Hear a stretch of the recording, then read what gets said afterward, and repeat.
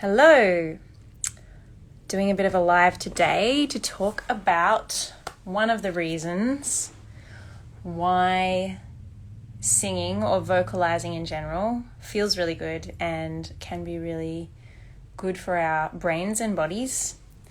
I'm going to wait just a little bit. I've got one person watching live, which is great. I'm going to repost this later. If you want to skip ahead, if you're watching the replay, click on the right-hand side of the screen. I'm not sure if where I'm pointing will be the right-hand side of the screen. I think it will. So you can tap that to skip ahead. So, I wanted to talk today about nervous system regulation and why making sound and singing can feel so good. One of the reasons. So, if you haven't heard of nervous system regulation before, basically what that means is you might have heard about fight or flight. So a lot of us have heard of the concept of like the fight or flight, that the sympathetic nervous system gets activated, right? If we feel like we're in a state of danger, heart rate elevates, that kind of thing happens. And the approach to regulating our state used to be like we want to calm down, right? So you're like stressed, you are activated, and we want to, de-stress and calm down. The model that is more widely worked with now, I think, is we also look at freeze is another response. We have fight or flight in the activated state. We have like comfort zone in the middle, and we have down the bottom, we have freeze response. So this is something that I learnt about in the last 5-ish years. So not only can you be overactivated, you can also be underactivated. So often people with anxiety or trauma response, post-traumatic stress, that kind of stuff, can either get overactivated and get in fight or flight, be really agitated, or can have this like down regulation and be like frozen, that kind of feeling.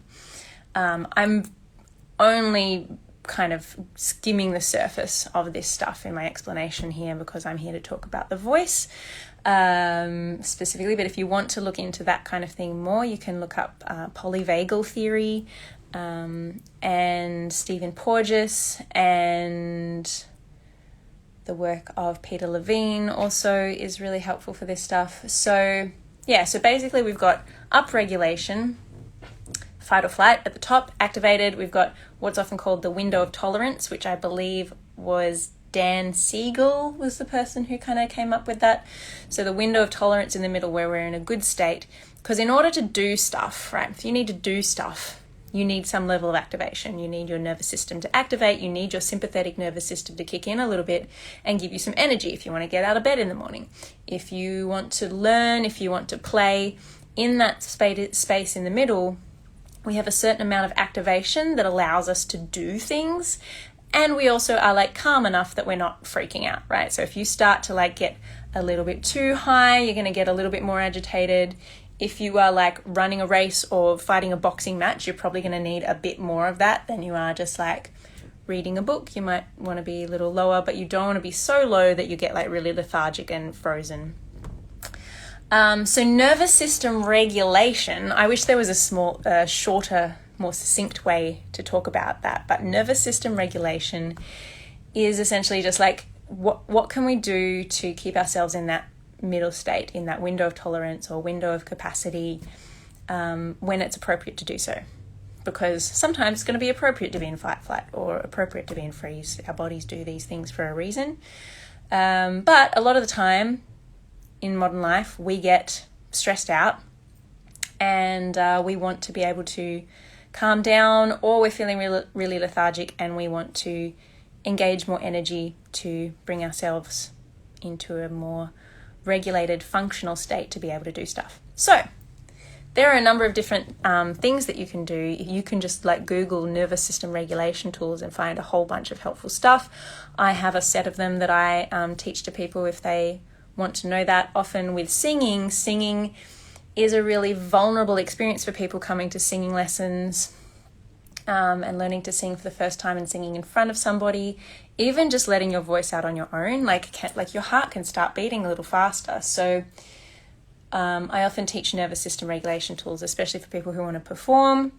So a couple examples of those are like tapping on your face can be really good. You might have heard of like tapping it's a whole other modality as well, but just like generally patting or sweeping on your limbs, or just like patting your body is a good way to help your body regulate, as well as something like looking around the room and noticing all of the, like you could count everything in one particular color.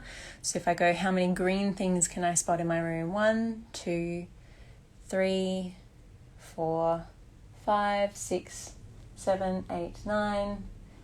And if you're counting all the things of a particular color, what you're doing is you are signaling safety to your nervous system. So when you're not safe, you don't have time to like notice all the details in your environment. So when we are not safe, we get like this tunnel vision, like we're just looking at the tiger or whatever it is that is threatening our safety. We've got to like really pay attention. So by noticing small details in your environment, whether it's everything of a color, whether it's smells, whether it's sounds, that signals safety to your nervous system. The tapping and patting and sweeping kind of stuff, anything that brings your awareness to your body, particularly your external body, gives your body a signal of safety, because if you're not safe, you don't have time to pay attention to like what your shoulders feel like, right? You just got to like run away. So where does making sound and singing come into all this? So there is a nerve called the vagus nerve. Again, you can Google that to find out more. I'm not going to go too far into it, but basically stimulating the ventral vagal nerve is something that helps bring our nervous system into a state of regulation. And part of that nerve runs through the larynx. So the larynx, which is the proper name for the voice box, is in the throat here, and your ventral vagal nerve runs through the larynx. So when we make sound, the vibration from our vocal folds that you can feel when you put your hand on your throat and go, that vibration stimulates the ventral vagal nerve and helps to regulate the nervous system. So there are a number of reasons why singing is good for us. I haven't, looked into all of the studies that have been done on that. Group singing in particular, I understand, is a psychologically significant experience, and there's all of this like biological stuff that has to boosts your immune system, I believe, making sound and singing. Don't quote me on that, but I've seen things about that. But this particular one, the ventral vagal nerve running through the larynx, is a nervous system regulation tool. So if you're feeling really stressed out, or you're feeling really lethargic and you want to kind of activate yourself more, you want to get yourself into that window of tolerance where you have some energy, but you're also relatively calm. Humming is a great place to start. So I have anxiety, and if I'm feeling very anxious, I like to lie on my back with my feet up the wall. That's something that helps calm anxiety. I'm not quite sure why. And then I do some humming. So just like, it doesn't have to be musical at all. Don't think of it as singing. If you want to sing, like if you want to put on some music, obviously music is a good regulation tool as well. So if you have some music that you find calming or regulating and you want to do that, you could put some music on and hum along. But you just like making any sound, just going, particularly the lower sounds, because lower notes have bigger sound waves that will create more vibration and stimulate that nerve more than higher sounds. So just like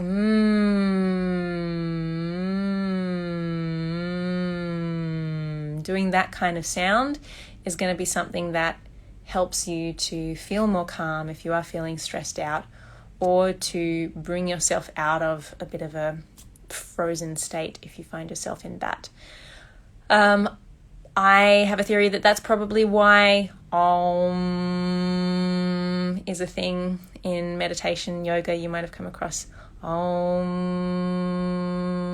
and that is really just like using the most comfortable basic frequency of your voice, stimulating that ventral vagal nerve and bringing your nervous system into a more regulated, calm state. So I feel like I rambled a bit today. I didn't prepare notes for this one, so I didn't, I might have gone around the block a little bit too much, but I hope that you found that interesting.